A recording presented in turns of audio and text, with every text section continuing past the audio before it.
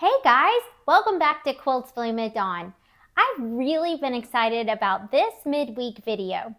For the last few weeks, we've been busy making 3 very big projects. Of course, we've been working on our trip around the island, plus I ended up doing 2 more Scrappy quilts along with that, the churn dash as well as I now have a name for it, my little bluebird crossing, and again with just some scraps. But those are 3 big projects. And to get those to completion just takes a little bit of time. So I'm just finishing all of those projects up. So with those done, now I get to focus on some small projects. And that's what I wanted to share with you today. When I start out the year, I have a rough idea of goals and plans, things I'd like to do. But of course, I'm always open to change. When I see something else I might want to add, if I can fit it in, I try to find a way. For example, if I know I want to do a Valentine quilt or an Easter quilt or something for fall, if there's some specific themes that I want to make sure I incorporate, I pencil those in. If I'm planning to do any sew-along, for example, the mystery block of the month with Fat Quarter Shop, that's one I enjoy doing. Another one I've been doing is a quilting life. So any of those projects, I want to make sure I include those. But again, I know those shouldn't be too time consuming because it's just a block a month. So I try to pencil all of these projects in just to get an idea of how much time that I'll need to devote to these projects and how much room I have to allow for some other projects, because I always want to leave room for extra projects that come along throughout the year. In addition to those big projects, I like to leave room for some small projects. The way I look at it is this: once I finish a big quilt, or 2 or 3 big quilts, then I'm ready for something that's just quick, something that I can finish in a day or so and begin to use it right away. And that's where I sit today. Now that I finished these 3 big projects that I've been working on, I'm ready to just do something small. And with this Nantucket Summer collection, I have been playing. I thought I'd share a few of the projects that I've been working on over the last week or so, definitely over the Labor Day holiday. I've been working on some different projects, so I definitely want to show those to you. I also wanted to encourage you, make sure you tune in Saturday. Saturday's program is going to be the last step of our trip around the island, and that's putting on our binding. Now, even if you're not doing the trip around the island, I really encourage you to check this video out if you are struggling with your binding process, or maybe you've got the binding process down by hand, but you're considering maybe machine binding. I highly recommend this. This is an area that I was really struggling with for a while, and I was determined that I was going to find a way to have a professional looking binding. With lots and lots of practice, I finally found a system that really does work for me, and I'm so excited to share that with you. So I do encourage you, check out Saturday's video. I'll also be showing the final product each of our trip around the island, the churn dash Scrappy quilt that turned out to actually be a king size, and I even made some pillow shams to go with that. And I'm also going to show I have a name for it, the Bluebird Crossing quilt. And that was our other Scrappy project. So Saturday, I encourage you, tune in to not only see the binding process, but to see the finished product of all 3 quilts. But for today, let's go ahead and check out some projects, fun projects that I've been working on. And these are projects that you can make in as little as a couple hours. One of my favorite projects to make when I just want to do something quick to change the look of my home. Maybe it's a new holiday coming up, a new season, and I want a fresh look in my home. Or in the case of the new Nantucket collection, I wanted something pretty for my table. I'm able to whip this up in literally less than 2 hours. Probably a little over an hour is how long it takes me to make this. And I thought I would show you my process today. We'll actually make one together. But this original idea came from Missouri Star. That's where I first saw it. It was on one of their videos. I literally got the Periwinkle template, and that's when I made it for the first time. they were doing it as a Christmas project, and I loved it so much, but I just kept making them in really whatever the season is, I make them. So I have them for fall, for summer, for Christmas, of course, Easter, you name it. I've got different ones for the different seasons. But with this Nantucket Summer collection, I couldn't wait to make one. So we'll make this in a few minutes, but I also wanted to show you, you can make them in different sizes. So this one obviously is perfect if you've got a round or square, like I have a square kitchen table, and so that's where I put this. If you have a dining table, it's perfect. If you have a coffee table, this is, again, just such a great thing to just put on that table. And it's to me, it's so striking. You can do it all the same colors. You can use different colors. So really the possibilities are endless. But we'll demonstrate this in a few minutes. So I'm going to set this one aside so we can focus on some of the other projects that I've been working on. All right, so this is the same thing, but it's a smaller version.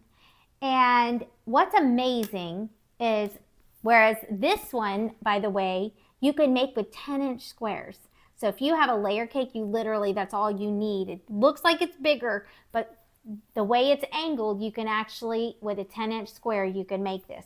Now this is a 10.5-inch ruler, but I was just gonna show you. There it is, see? There's a 10.5-inch, and you can see this fits. So it's all in the angles of it. Well, they have a small periwinkle as well, and that's what I use to make this. You can use this with just simply a charm pack. So here we go. Here's a 5.5-inch block or ruler, so you can see all you would need is a charm pack, 5 inches, and you could make this. So I love to do this as well, and with this one, I actually not only put batting in it, I also did a layer of Insulbrite. And I use this as a hot pad. And again, it's a little bit thicker than this other one because it's got that double layer in it, so it's gonna be more protection, but that's the perfect size for a small pot. And we'll demonstrate this as well. Another project that I've been working on is just something very simple. I just took some squares of, actually most of this with some of my leftover Shoreline or Rosemary Cottage collection, but I just took some different scraps I had and turned that into, really, I call this a hot pad. I know it's kind of a big one, but you could use it as just a table topper, but because I put Insulbrite in it, I call it a hot pad, but it's a big one. You might think that's a little too big for a hot pad, but what I like to do, if I have, for example, a big lasagna pan like this, you can set it like this and it's decorative. So if you've got company coming over and you're making a nice meal, look how pretty that looks on the table. So I like to use it for a hot pad, just a large, more decorative hot pad, but you could use it as just literally a decoration for the center of your table as well, or for a coffee table. So whatever you'd like to use it for. And literally, this is so simple to make. Just some squares, put some white fabric in between, and then a little tiny square in the center. I actually made a whole quilt similar to this from one of the Jolly Bars one time. So this is similar to that, but obviously it's just an individual block. Once I pieced this, I took a layer of Insulbrite. I have a package here of it. It's the Insulbrite is needle punched insulated lining. And so I use this in addition to a layer of batting if I'm making a hot pad, but it's about the thickness of batting and it has a different crinkly feel to it. Again, you can tell it's got something extra in it. I buy mine in these packages like this, so mine is 45 inches by 1 yard. They have different size packages, but that's typically how I buy mine. I just cut off the whatever amount I need, and I would do it just like I would my batting. So obviously you'll cut it a little bit larger than you would for your project. In addition to the Insulbrite, I also just go ahead and use some of the scraps of my batting, and that's a great way to use up some of that extra batting that we end up having. And then once I do that, I found a backing, again, just some extra fabric that I had in my stash. And then I even took some of my binding. This was some excess binding. I've used this one so much, I was able to piece this together, and it's all the same thing, but it literally is just some scraps from old bindings that I've done. And just that quick and easy, I had a nice little hot pad.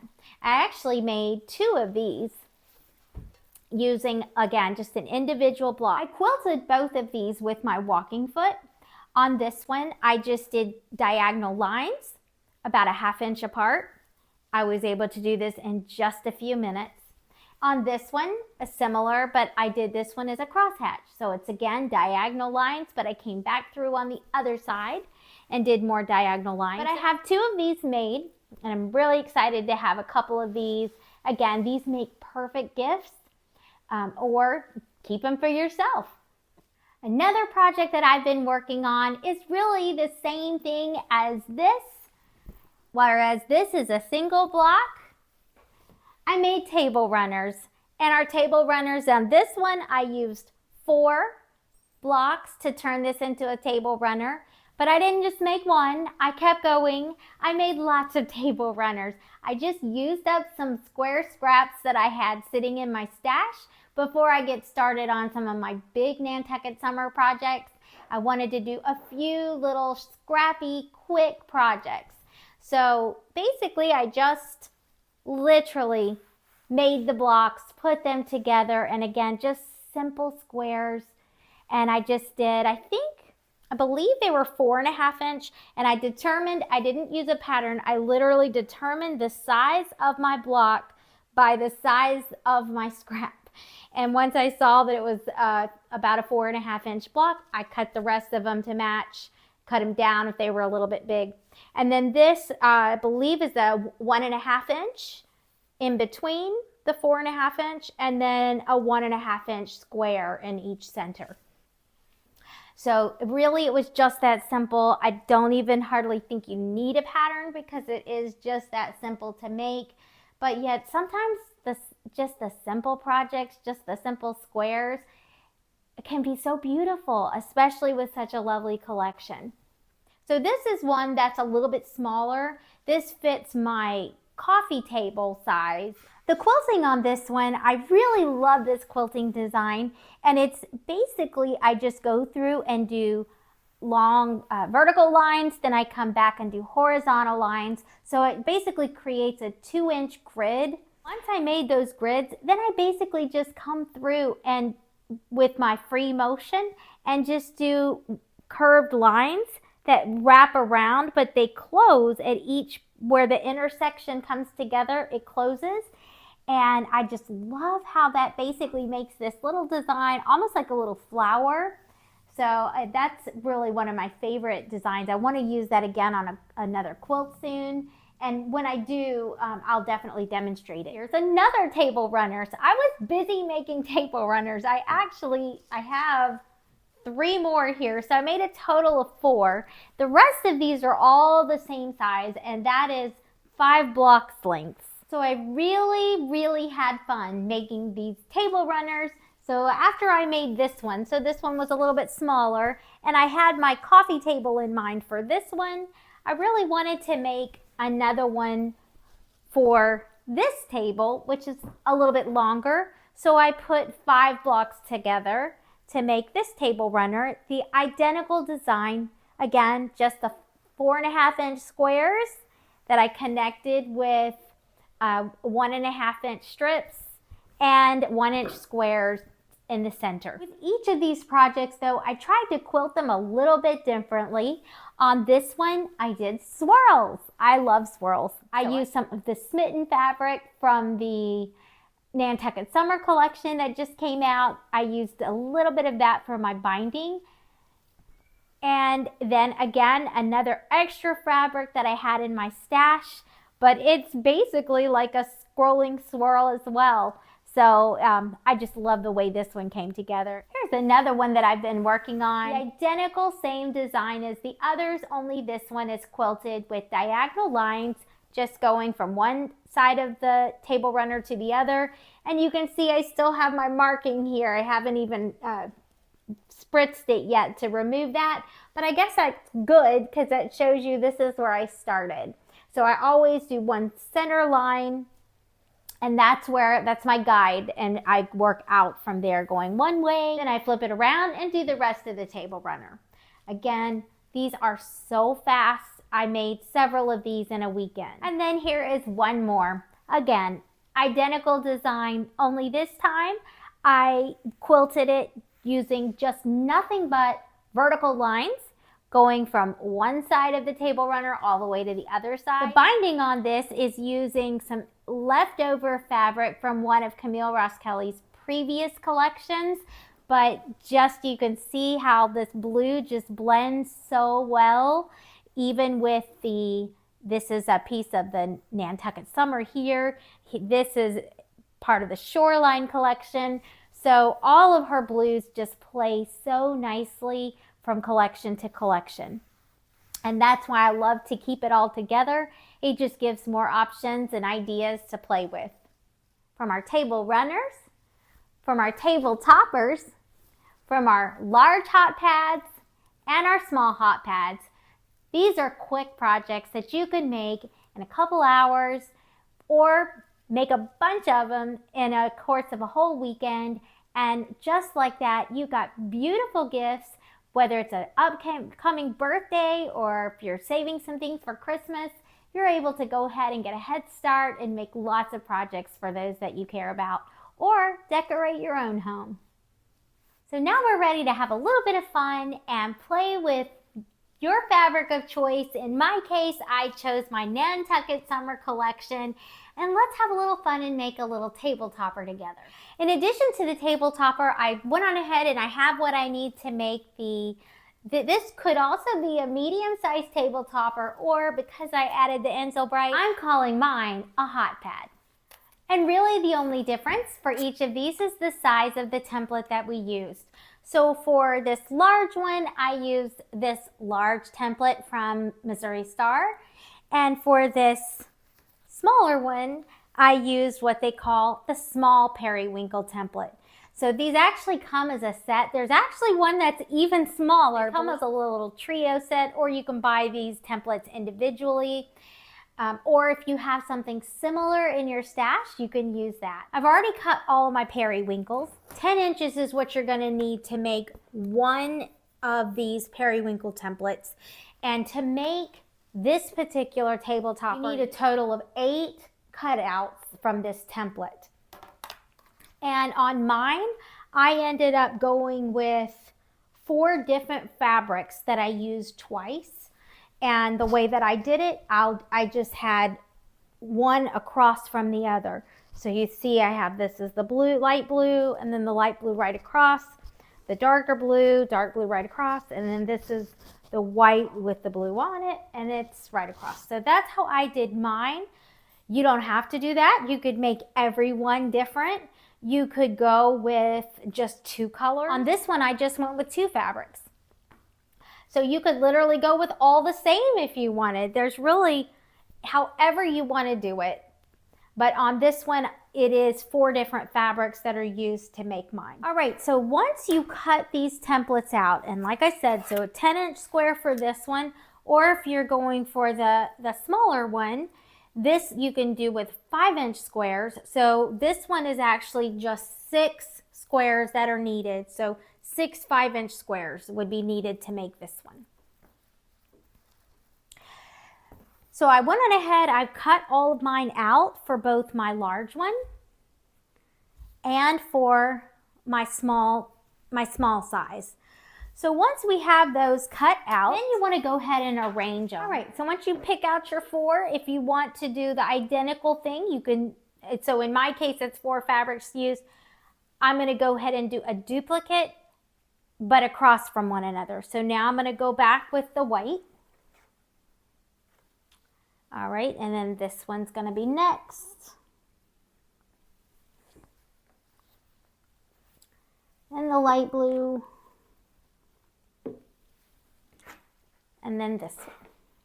All right, so I've basically got the layout that I want to go with for this.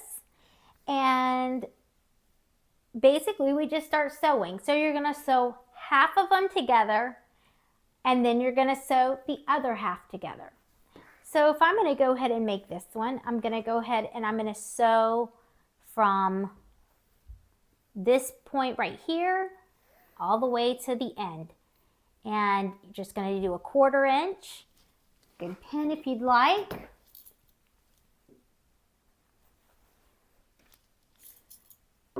And I usually start at the top here and then I work to the smaller.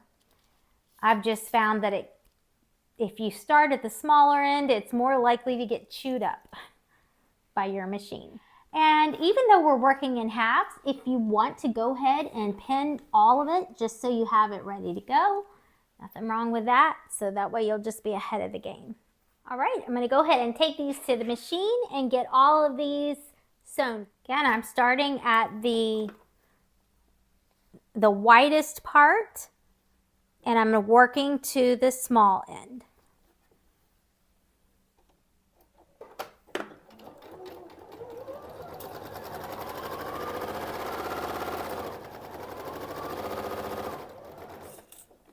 All right, I'm going to use my thread cutter here.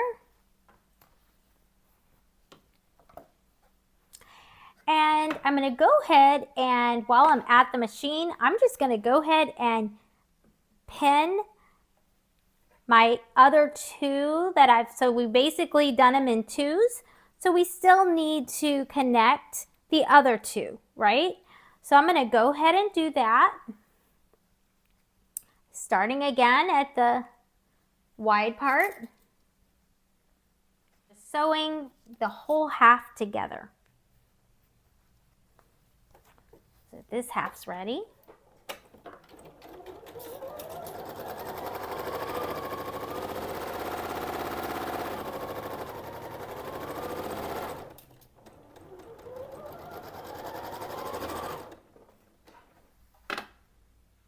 And now this other half together.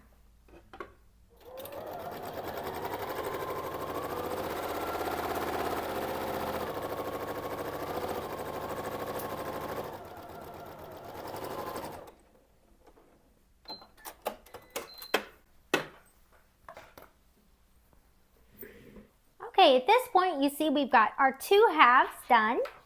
So I'm just going to go ahead and get these pressed up. They really can go in either direction. They can just be pressed to one side and either side is fine. This is a simple project. We don't need to make it any harder than it needs to be. So I'm going to go ahead and get this pressed and then we'll take a look. Now that my two sides are pressed up, I'm ready to sew these together. But here's the tricky part. This is the only thing you have to pay attention to. And that is when we go ahead and put our two right sides together and line them up. I always start with my center point first. Put a pin in the center. Get this lined up nicely. And I do usually like to have it pressed where the bulk of it is, it's almost like they nest a little bit. So that kind of makes it easier. So on one side, now that you've got that pinned in the center, go ahead and pin one side all the way down, just like we've been doing.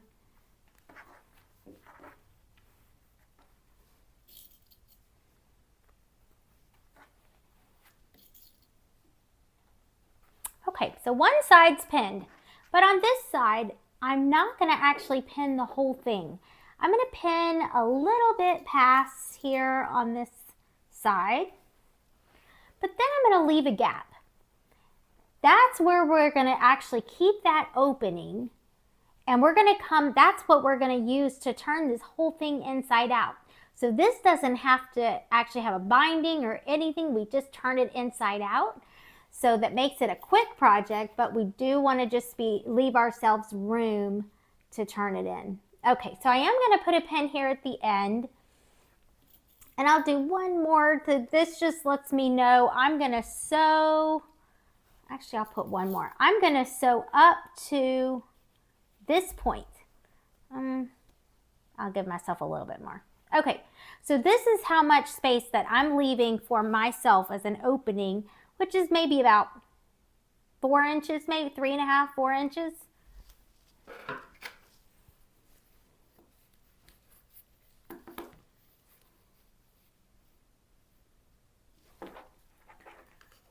Okay, I measured it. It's exactly 4 inches, or just about. So right at 4 inches is about the size that I left myself as an opening. And so we're going to actually sew all the way down. And so when I get to this pin, I'm going to back stitch. Then I'm going to come to this next pin and sew again with the back stitch, and I'm going to sew to the end. And that'll leave this as an opening. So I'm going to go ahead and get this sewn up real quick. All right. All right, now I'm going to go press this, but when I press this, I'm going to go ahead on this area that is open. I'm still going to just fold it as though it's sewn, because we're going to later close that up with a top stitch. So go ahead and just carefully, when you press this open, just like I said, this should almost look like there's not a hole there. So just go ahead and fold it under like it naturally wants to do. And so we'll take a look after we get this pressed. Okay, if you can see, I have mine completely pressed, and you wouldn't even know that this has got an opening here because I went on ahead and pressed this down so it's folded. So when we're done, we've turned the whole thing inside out in a minute, we'll basically already have that pressed, and we'll just top stitch right over that. But now we are ready to go ahead and put our layers together. Before we do that though, let's go ahead and sew our little one together at the same time. So on this one, I'm going to do just 2 fabrics like I did on my other one. So I just basically do every other one, I just change it.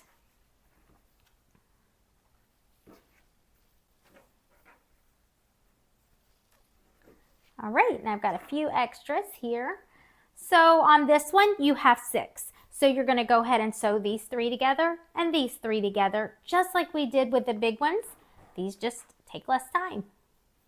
So I'm going to go ahead and get these sewn together really quickly, and then we'll be ready to progress both of our projects to the basting stage. The next step on this is to take our batting, and again, I just use a piece of batting that I had left over. Again, some of the cutoff from some of the other projects I've worked on. So I go ahead and just lay that out.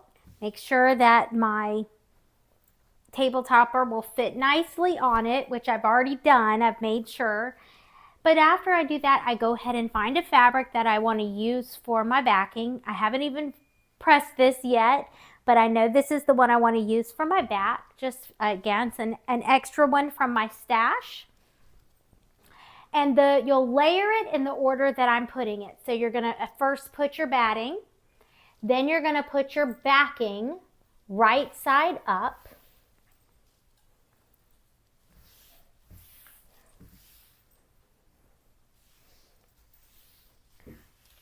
All right, then you're going to put your table topper right side down.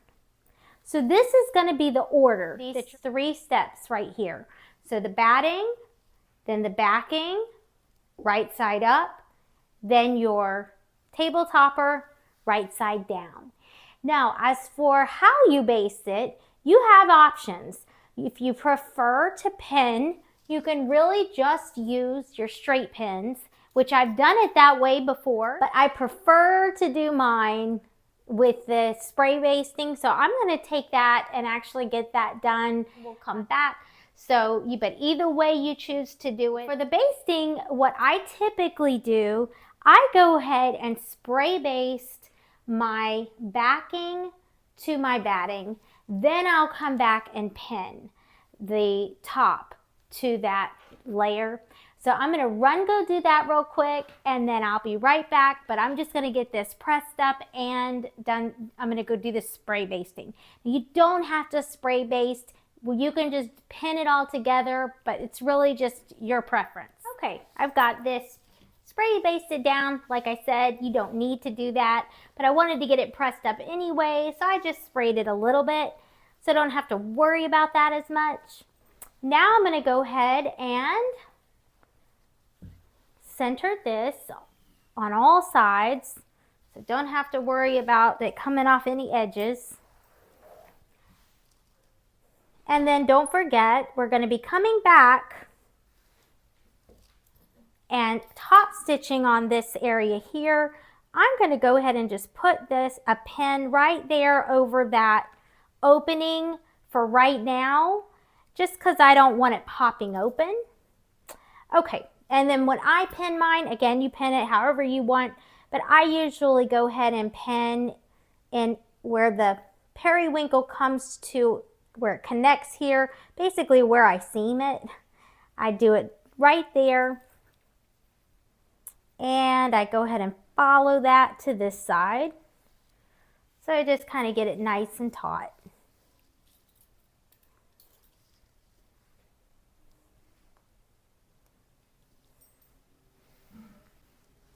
And then I'm going to do the same thing. Again, I'm going to go to the next seam. I don't know that there's a right way, but it's just the way that I do it. It's right to me, right? So basically right now I've got 8 pins in, one at each of these one at each of these periwinkles. Then I'm going to come back through and put one at each point. Okay, so once I have that pinned at all of those points, it is ready to go ahead and sew around it. But before I do that, I'm going to go ahead and get our small one to the same point. All right, so on our little one, the only difference with this smaller one is I'm still going to have my batting. Here's my batting and my backing. The only difference is I've added some Insulbrite. So I'm actually going to put that Insulbrite first, then the batting, then my backing. Now you could change that order, but basically you want your backing sitting on top, right side up, and then if you've got, like I said, a layer of Insulbrite and batting, it doesn't matter which is which. And then this is going to go right on top of that, right side down for our little topper. So I'm going to go get this pressed up real quick, and then we'll pin this one as well. Okay, so now I have both my big project and my little project. They're pinned the same way. There's really nothing different about these two projects except for a layer of Insulbrite on this one and the fact that this one's bigger and more sections, but you do it the same way. So now we're going to take this to the sewing machine. As we sew, we're literally going to do a 1/4 inch. So I use my 1/4 inch foot and I just align my 1/4 inch right along the edge of the topper.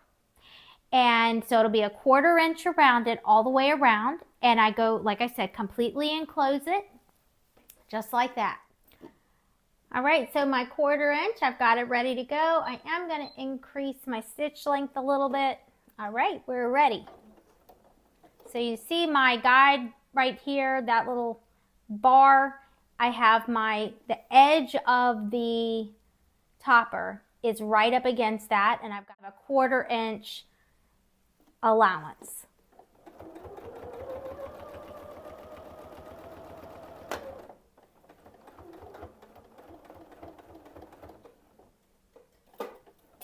All right, I'm just going to pivot when I need to make a turn.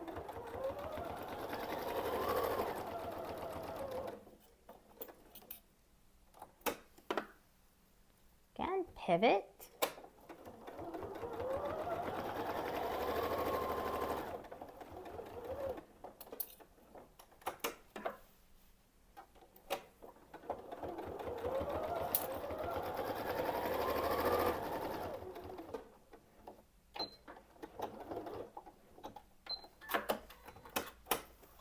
All right, so we are done with this whole one. And I will go ahead and take that one pin out that was holding that little opening. So we'll set this one aside. All right, we're going to do the identical thing with this project. Same way. Just going to do a 1/4 inch all the way around.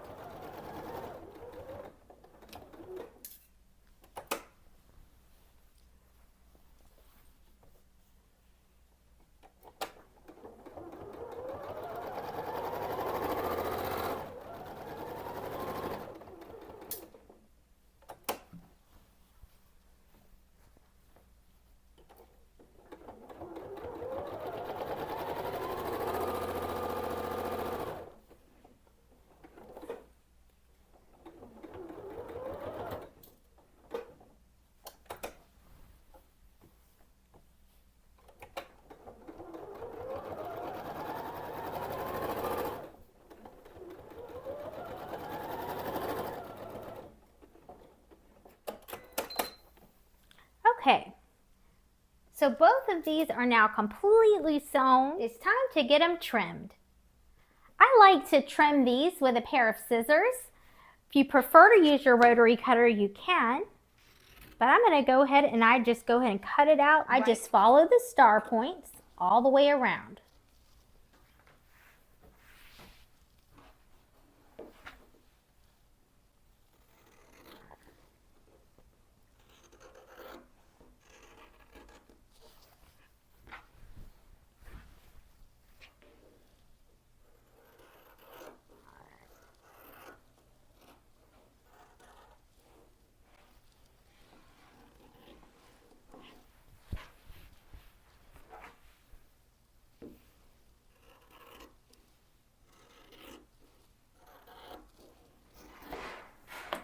These extra pieces, I'm going to go ahead and trim this off, but these extra pieces are great practice sections for when you're working on different quilting styles.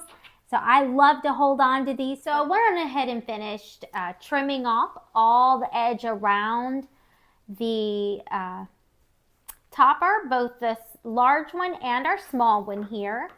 So just again, trimmed it right along the edge of the markings for the table toppers. All right, and so before we turn them inside out, the other tip that I would recommend you do is just a tiny little cut at each little mark. And when I say tiny, I mean literally just tiny, because obviously you don't want to go too far where you get near the seam. We don't want to make any holes, but you just want to just do a slight cut. And really, it's probably better to do your scissors this way so you don't risk it.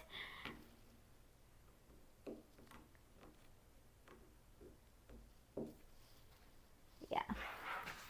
And you just keep on all the way around. And this is going to help when you turn it. It's going to help it lay better. So I do recommend going on ahead and doing this.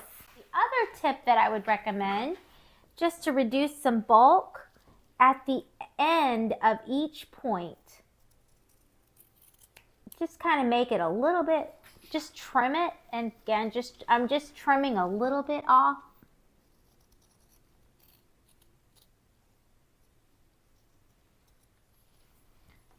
Going to help reduce some of that bulk at the end of your seams. Okay. So on this one now, we've done our little slits in between each periwinkle, and we've trimmed it on the ends. I'm going to do the identical thing now on the small one. So again, just little slits. At each periwinkle, I'm just doing a slight slit. And now same thing, we're going to trim to about 1/8 of an inch as I'm rounding that point. Okay, we are done. Now we are finally ready to turn these inside out. So now we go back and find our opening. And I typically like to go in and start at the farthest point. And that's usually the one I start with. I pull this one right here. I'm going to pull it inside out.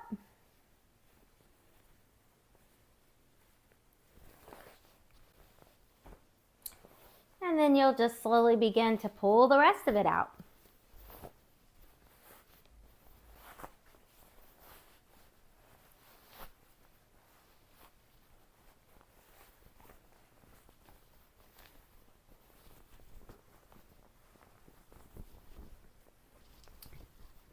All right, and then what I typically do is I use a little point turner to each point and kind of, again, just gently press that open so you can get to the end of each point.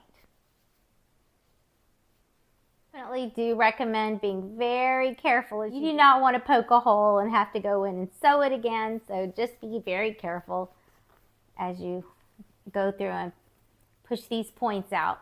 I've got all of these points pushed out, and I just kind of straighten it a little bit, again, at each of these seams. Just kind of make sure it lays like it should. And we're going to come back through in a minute. And again, we're going to start the top stitching, which is going to tighten all of that up. All right, and we'll set this one aside, and we're going to do the same process for our little one. Again, the little ones, it's smaller to get through, but we also have a smaller opening. So just want to be pretty careful. We got the extra layer of Insul Bright, so it's a little bit more stiff and bulky, but definitely doable. All right. At this point, before I go back and do any top stitching, I want to go ahead and press it really good first. So I'm going to take that and get this pressed up, and as I do, I'm going to make sure once again to make sure that this opening is closed nicely and folded and pressed down, because that's how it's going to look. Like I said, we're just going to come and seam right over that. So we just want to do everything we can to make that look as neat as we can. Pretty much invisible is our goal. And so the top stitch will go right over it, but we want it to pretty much look as though it's closed even now. Okay, both of my table toppers and my hot pad, they're both pressed. So they almost look done. All we're going to do now is go back through and top stitch across the top. So the way that I do this, I go ahead and start where that opening is right here. So I'm going to go ahead and stitch right across this in a straight line. Once I get that one closed up, that's the biggest one we have to worry about because that's our opening. Then I just begin to shift around and I do a seam at every point. Again, just you can really just stitch in the ditch on this. Matter of fact, that's the foot that I'm going to use is my stitch in the ditch. So I'll go on each of these. So basically it's just 4 straight lines across the whole thing. Once you get that done, then I go back around and I edge stitch or top stitch really, really, really close to I would say no more than 1/8 of an inch, maybe less, just basically almost like right on the edge. I do that all the way around and I just follow it, and that's it. That's all we're gonna do. I'm gonna do the identical thing for both of these and then we'll take a final look at it. I'm just increasing my stitch length too because again, you're going through multiple layers. All right, so I'm gonna go ahead and get this right where I want it for stitch in the ditch.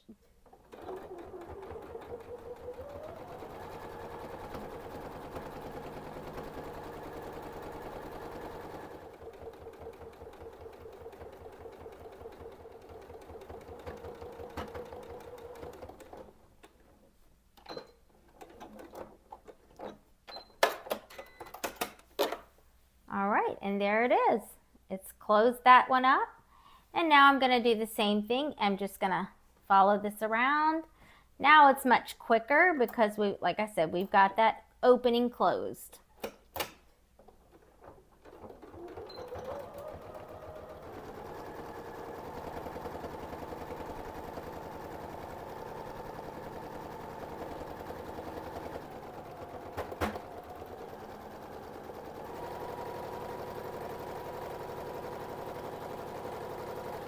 All right, I switched my feet, but basically I'm not using the 1/4 inch marking. I'm really just using, it makes sense, I'm using the edge of this part of the foot right here, and that's really what I'm lining this up against.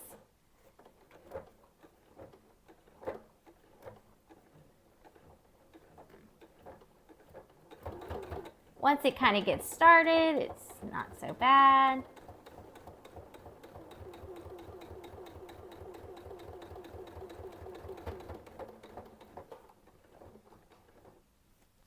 Doing this step just gives a more finished look, more professional finished look, but it also helps it to just lay better.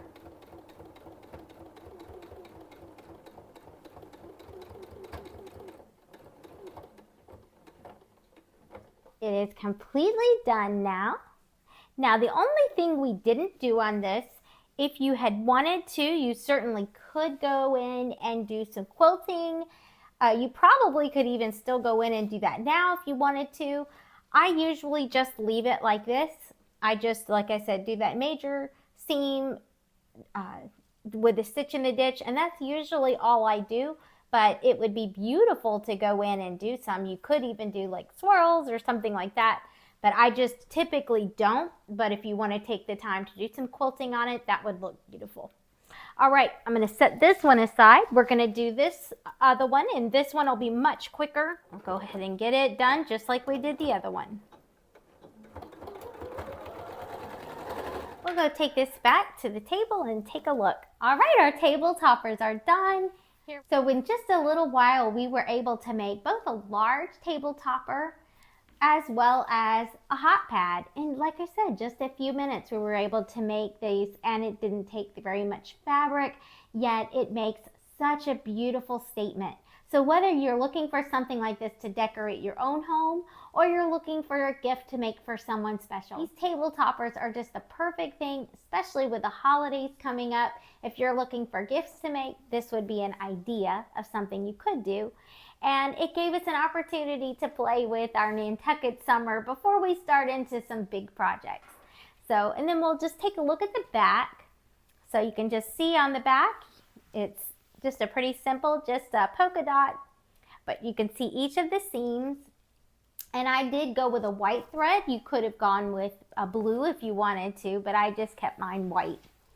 And then of course this, it's got that extra layer in it, so it's nice and protected and ready to, again, use as a hot pad. I thought I would take a minute and just show you, because I've made these table toppers for a while now for different occasions. I thought I'd show you some of the other ones that I've made. So I have a couple more of these hot pads, and this is in more of a sage green color, fairly similar look. I've made 2 of these. This was the first one that I ever made, and again, it's, I know you're shocked, it's blues. But again, this was just using some fabrics that I had on hand. Now this one has been on my table a lot, the original one that I ever made. Now here's one that I made for just a fun summertime. This is kind of that July 4th, August, that time frame. Matter of fact, I made an identical one as a little gift for my housewarming for my brother. So he's got the identical one. He was just telling me he's got it on his table right now. But this is just fun. We live on the coast, so this is perfect with the beach and the sailboats, the lighthouses. So I love this one. And then I also made a couple for fall. Here's one with pumpkins. So this is what I use on my table come fall. So this will be on my table very, very soon. Now this one is another fall one. So I will likely be making some more of these. I don't have one right now for Christmas. So I'll likely be making at least a Christmas one. And I don't have one for Easter, so I still have more to make. But these are, again, such quick projects. Doesn't take very long, doesn't take much fabric, and you have something nice to show. You might be more interested in something like a centerpiece like this, which also works as a hot pad, or go ahead and just go for a whole table runner. After you make several very large projects, it's fun to just do something where it's just instant, and in a few hours I have something nice to show for my time. Well, now that I've had some fun working on some smaller projects, it's time to get back to our big projects. So the first one is going to be finishing up our trip around the island, and that is coming up this Saturday. Again, we'll be focusing on binding, so I encourage you to check that out.